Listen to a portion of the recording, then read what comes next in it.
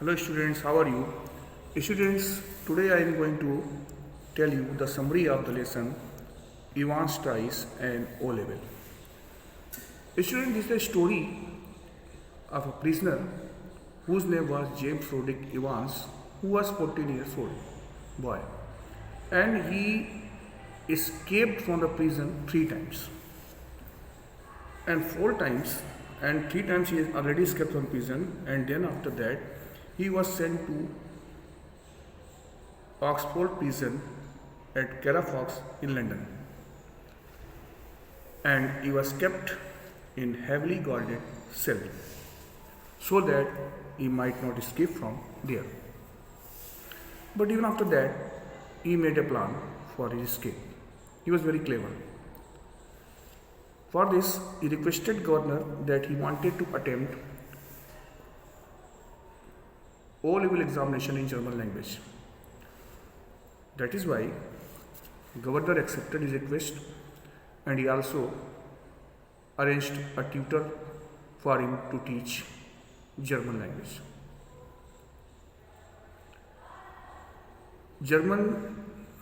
His tutor started reaching his cell in order to teach him German language. Actually, he was not a German teacher. He was Evans' man who was involved in Evans' escaping plan. And governor also requested Secretary of the Examination Board to conduct the examination for Evans. And he told everything to Secretary of the Examination Board regarding Evans, but he did not tell him that Evans was a dangerous person, because he thought that he would arrange everything himself. That is why he did not think it to Secretary of the Examination Board. And the Secretary of the Examination Board suggested governor that examination should be conducted in Evans' cell only, because if it would be conducted outside the prison, then lot of money would be spent there. Students, on 7 June at 8:30 p.m. on 7 June, Evans' German teacher shook his hand and wished him for next day escape, because he was Evans' man. Okay, and after that he went away. On 8:30 a.m.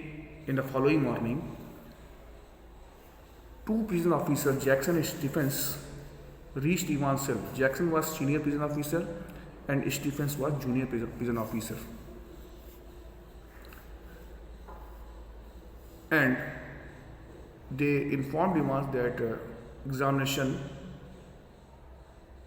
would be conducted that day, and Evans would be ready for that within time. That time Evans was going to shave his beard. That is why he told Lucas Jackson to give him a chance to shave his beard. And Jackson instructed Stephens that after finishing his shave, Stephens should take razor from him, and if any sharp weapons or anything left with him, then Stephens also had to take those things from Evans. And Jackson also instructed Evans to take out the posters which was pasted on the wall of the cell. Then Evans told Jackson that it was not good to fit microphone in his cell, which was fitted just above the cell door. But Jackson told it was the order of governor. Whatever he was doing because of the order of governor, because governor had a doubt on him. Governor did not take any risk from him, because governor was thinking if any chance would be given to Evans, then Evans would escape. That is why he was doing everything. After that, while it was being gone, Stuart McClary entered through the main prison gate, and after signing the register, after signing the register, he entered the DB. Students, I forgot to tell you that while Evans was shaving his beard, Stephens put 2 chairs and 2 tables in his cell. 1 chair and 1 table he kept beside one wall of the cell, and other table and chair he kept beside the opposite wall of the cell. Means in this way he kept 2 chairs and tables just opposite side of the wall. 1 table and chair was kept just opposite to one other chair and table, because on one table Evans had to sit and on other table Stuart McClary had to sit. Stuart McClary, after signing the register, reached DB. Students, he was not Stuart McClary. Actually, he was Evans' man. He was in the appearance of Stuart McClary. He was wearing overcoat, pant, coat collar, hat, and he was carrying a suitcase along with him, in which material related to examination, were kept. Student, he was Evans' man, and because Evans' men reached Stuart McClary's house at 8:15 a.m. and after that they tied and locked him in his flat. Clear? After that, one of them reached Oxford prison in the appearance of Stuart McClary. After reaching D wings, he was greeted, impersonating Stuart McClary, was greeted by prison officer Jackson. And after that, Jackson and Stephens reached Evans' cell, and after opening the peephole, Jackson showed Stuart McClary that it was Evans. Then after that, Stuart McClary reached inside the cell along with Stephens. Jackson left outside. Clear? And at 9:20 a.m. examination was to be started at 9:20 a.m. That is why Stuart McClary instructed Evans, gave the instruction regarding examination, and after that he also told that just before 5 minutes of finishing the exam, he would tell him, and then he would arrange his answer sheets, and then he would hand over his copy of, after that. Answer sheets after that. At 9:20 a.m., Governor reached for the phone. And at 9:22 a.m., Jackson approached Evans' cell and called McClary out of the cell in order to search him, because Governor instructed Jackson to search Evans if he would not have carried any weapons along with him, because Governor had a doubt on him also. After that, but Jackson did not find anything in his body, and then he opened his suitcase and he searched everything, but he did not find anything, and he also except a jackknife which was brought by opening the answer sheets, and he also found semi-inflated rubber ring. When he saw that, then he was shocked. When he asked about that, why asked Stuart McClary why he had brought that in a semi-inflated rubber ring. Then Stuart McClary told him that he was suffering from hemorrhoids. That is why whenever he would feel pain, then he would sit on it. Then Jackson did not take that semi-inflated rubber ring from him. A student, in the semi-inflated rubber ring, there is a mixture of trisodium nitrate and pig's blood, okay, which was also a part of plan. After that, at 9:25 a.m., examination was started.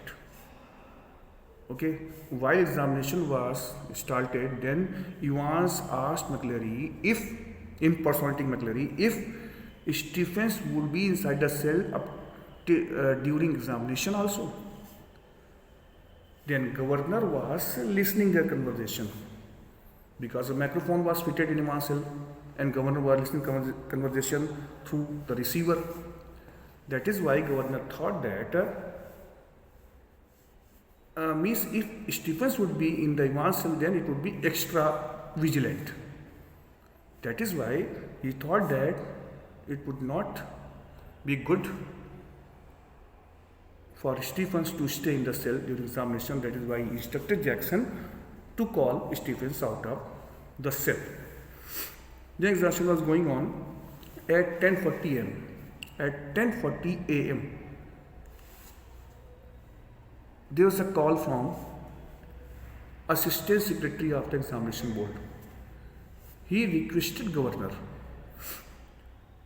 to allow him to make a correction in the question paper because correction slip was not kept along with the examination material.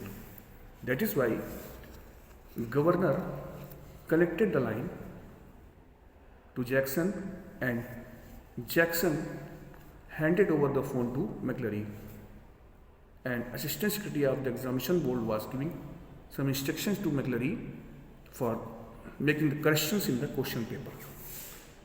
Okay, but for that time, governor was considering if the call was fake. That is why he dialed the number of Assistant Secretary of the Examination Board. Then he found a busy tone. When he found busy tone, then he was sure that Assistant Secretary of the Examination Board was talking to Stuart McClary. And Stuart McClary instructed Evans that on page number 3, line number 15, fourth word, in place of golden, it should be goldenen. Thus total phrase would be zum goldenen Loyal. You would name the hotel where Evans had to go after escaping from the prison. And some other words also were told. 0211 question paper code, 373 by 1, like that, 212 index number, and there were codes. The address where Evans had to go there, reach there after escaping. Then after that, what happened? Examination after correction was made, examination was going on. And Stephens was looking through the peephole inside the cell at the interval of 1 minute up to 10:45. And then after that, 10:45, he started looking through the peephole inside the cell at the interval of 2 minutes. Clear? At 11:20, governor reached for the phone. And at 11:22 AM, Jackson called Stephens because of giving some instruction from the governor, because at 11:22 am, Jackson received a call from the governor. Actually, it was not call from the governor, it was the call from Evans' men. Because governor instructed him to see McClary, instructed him that he had to tell Stephens that Stephens had to see McClary off up to the main prison gate after completing of the examination, or at 11:25 am. Clear?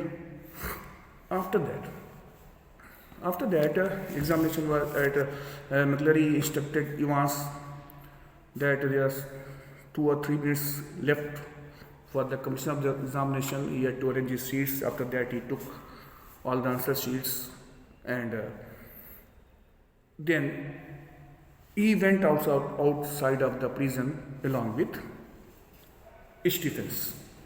While he was moving along with going along with Stephens, Stephens observed that he was looking slimmer, and he was also not speaking Scottish language very well. You know why he was looking slimmer? Because when he entered, he was wearing 2 overcoats, 2 pants, 2 hats, and he was stitching 2 beards, false beards, 2 coat collar, everything, and 1 pair, 1 coat collar, 1 overcoat, 1 pant, 1 false beard, 1 hat he left. Sorry, 1 hat not, hat only 1, and he left in Evans' cell. Clear? Before the concerned examination, I forgot to tell you that Jackson instructed Evans to remove his hat because he was wearing woolen hat, dirty hat. Then Evans told that hat was lucky for him, that is why he would not remove that hat. Then Jackson allowed him, to remain put on his head. You know, McClary's hair was close cropped. That is why Evans cut his hair with razor, so that he would be looking like his hair would be looking like exactly McClary's hair, because Evans' hair were long and wavy, and if he had not cut those hair, then he would be caught. That is why he cut his hair with the help of his razor. He cut the hair in the style of McClary's hair. In that way, McClary went away. Not McClary, it was, I told you, impersonating McClary, Evans' men. After that, Stephens returned to prison cell in order to see to the people what Evans was doing. I forgot also to tell you, while examination was going on, Stephens looked that Evans was sitting in the cell by covering himself with the blanket, because he requested McClary to allow him to cover his body, the blanket, because he was feeling cold. And while Stephens looked through the peephole inside the Evans' cell, he was looking that Evans was sitting by covering himself with the blanket and by putting the tip of his pen, and he was looking at the ceiling.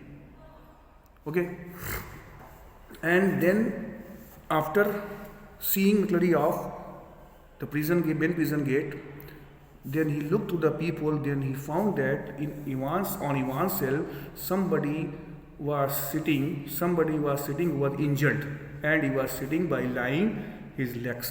stretching his legs on the chair, and that person was injured, and the shoulder was slipped off and blanket was slipped from Evans' shoulder, and Evans also hid a hat. McClary also brought 2 hats, and 1 hat he left here. After that, and he was Evans, actually. He was Evans, but Stephens did not think. So he was Evans in the appearance of McClary. And when Stephens saw that McClary was sitting in injured position in the chair, then he shouted, and he did not think that he had seen McClary off of the prison gate. Then how second McClary would be there? He shouted for Jackson. Jackson reached here. And Jackson sent Stephens to call the police and ambulance. While Jackson, when McClary heard loud voice of Jackson, he was not injured. Evans impersonating McClary was not injured, but he was pretending that he was injured. And when Jackson shouted, instructed Evans instructed Stephens in a loud voice to call the police van, called the police and ambulance. Then it seemed if Jackson's loud word penetrate the blood covering of his hair, because Stephen saw that McClary's hair, face, coat collar, ears, everything was smeared with blood. And when he heard Jackson's loud sound, then he pretended if he came to his sense. Then he tried to take out his handkerchief from his pocket, and after that he put that linen handkerchief on his face. When he kept that handkerchief on his face, then a big drop of blood was fallen through the linen handkerchief at the wooden floor of the cell. Then after that, what happened? Then Jackson, when McClary heard, impersonating McClary or Evans heard that Jackson was calling police and ambulance, then he told Jackson that he was all right, it was not need to call ambulance, and he requested Jackson to call the governor. When governor reached there, and Stephens and Jackson and McClary came out of the cell with the support of Jackson and Stephens. And when McClary saw the governor out of the cell, then he told him that he knew where Evans had gone. After that, he took the question paper. Question paper he had taken in his hand. It was smeared with blood, and he showed that question paper to governor. And he told that everything had been written in the question paper, and he knew German language very well. That is why he knew where Evans had gone. He was actually Evans, and Evans was saying that he knew where Evans had gone. Means the governor, prison officers could not detect him if he was Evans or Stuart McClary or any other person. Clear? Then after that, governor instructed Carter. Governor called Deputy Superintendent Carter and instructed him to admit McClary or impersonating McClary or Evans to the hospital, because he was only witness. He knew what happened in the cell. After that, Carter went away along with Stuart McClary or Evans impersonating Stuart McClary, and he reached. After that, when Howard Carter went away, then students during examination, I forgot to tell you, during examination,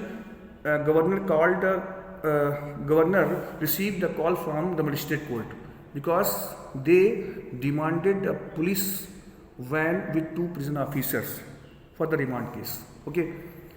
Now listen. Then while Carter went away, then governor had it out his mind, had thought something, and then he called a prison van, driver of prison van, and instructed him to go to St. Eldred police station, and he also instructed him to take Jackson and Stephens there. After reaching there, they had to inform everything to Police Superintendent Bell regarding Evans.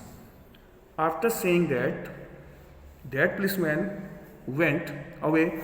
Then governor reached his office, lit a cigar, and he dialed the number of Police Superintendent Mr. Bell, and after that he informed him about everything, and Police Superintendent Bell assured him to find Evans anyhow. Then after that he received a call from Carter.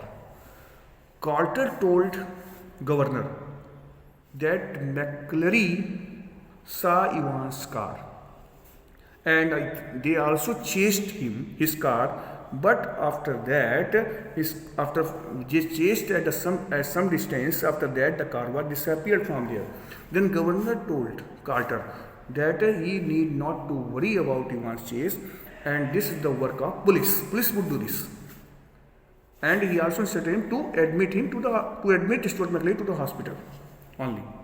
But Carter told him that first he reached Elsfield Way in the examination board, and then secretary of the examination board called ambulance from the Redcliffe Hospital, and Evans would be in the Redcliffe Hospital. After that, governor wanted to make himself sure. That is why he dialed the number of Redcliffe Hospital in accidental department, and then they informed governor that there was no person in his hospital in the name of Stuart McClary. They told that they sent ambulance to the Elsfield Way, but when ambulance reached there, then they did not find that person. That person was disappeared.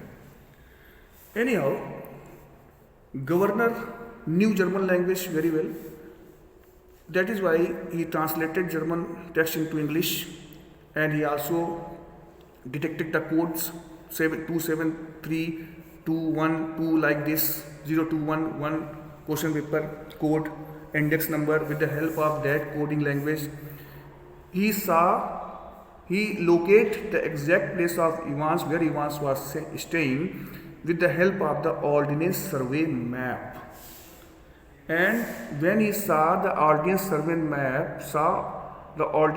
map, then he located that Evans would be in Hotel Chipping Norton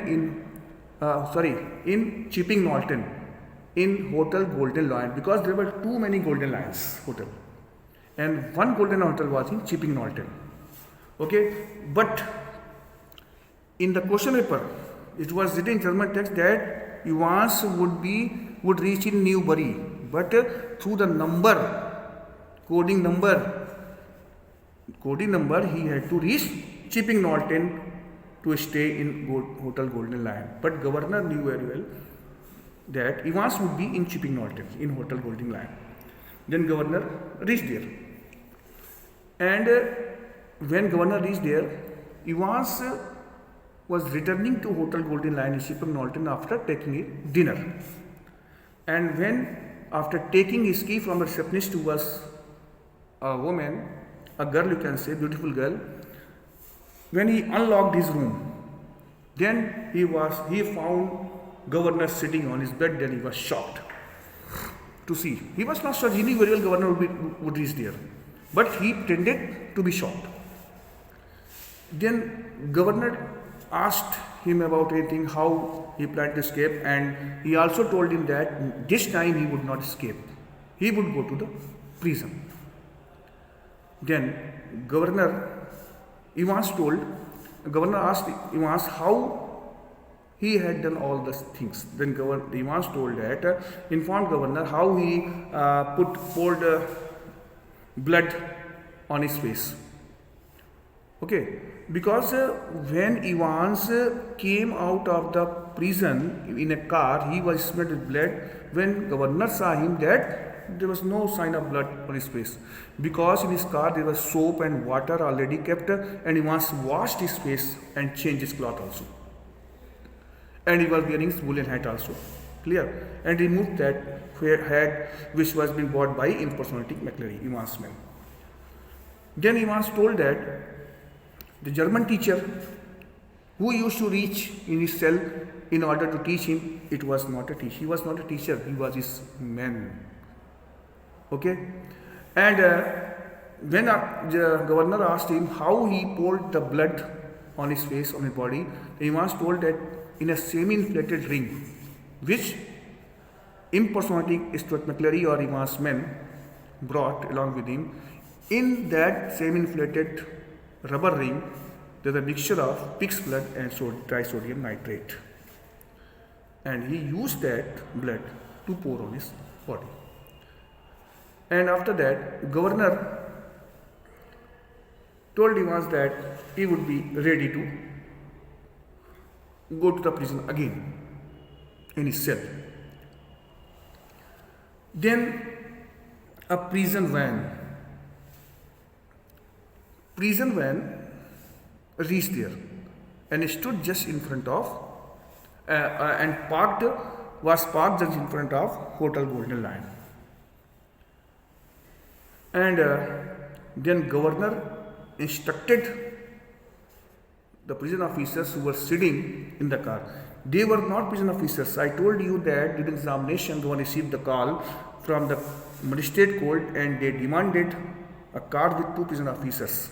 Okay, that prison van was there. Clear? And those officers was not the prison officers. Those were Evans' men.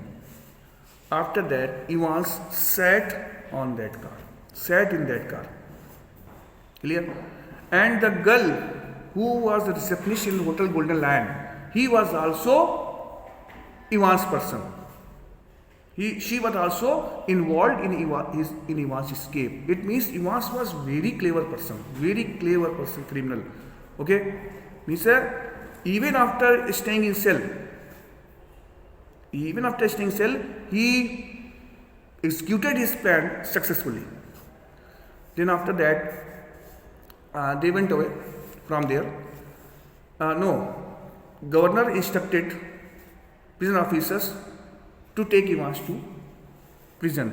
And while he was going there, then governor waved Evans as if he was wishing his friend. Governor did not go to prison along with Evans. He should have gone along with Evans to the cell. Okay, but he waved only. Evans also wished him by saying goodbye. If it was his last goodbye, he was saying in that manner. After that, prison van moved away from there, and governor was thinking that he was intelligent governor and he got success in catching Evans. But you know what happened? After covering a distance, before turning, prison officers who were prison officers, they were not prison officers, they were Evans' men, they unlocked Evans' handcuff. They made Evans free. In this way, Evans had escaped. Okay? Means the governor was proved foolish and prison officers also were proved foolish. They did not observe, they did not identify if the invigilator who reached Evans' cell, if he was actual McClary or not. If he was a priest or not, they did not want to know. Okay? And Stephens also did not want to know the person who had seen off of the prison gate along with him. He was McClary or not. If he was McClary, then how second McClary would be there in the prison? Okay? Means in this way, 2 impersonating McClarys were there. One Evans' man and one Evans himself. In this way, Evans befooled the governor and prison officers and escaped at last. Now students, I think you will have understood the summary of the lesson, and next day, from tomorrow onward, I will start explaining the lesson in parts. And I also suggest you to read the whole lesson, so that when I start explaining the lesson part by part, then you will understand everything. Thank you and have a nice day.